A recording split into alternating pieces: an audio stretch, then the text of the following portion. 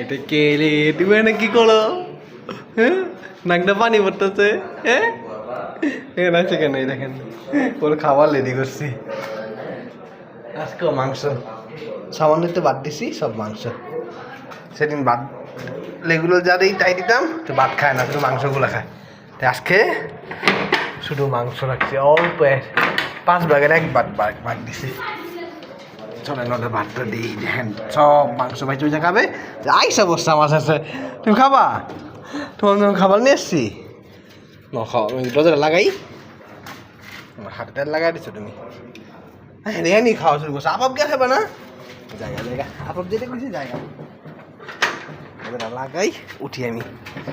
দেখেন ও কলে কি কই গেছে? ওইখানে গিয়ে খাওয়া লাগবো, আবার খেতে বাবা আসতে হইব না। আবার উঠো, আমার পছন্দের খাবার, পাগলু বল পছন্দের খাবার, ধৈর্য হয় না।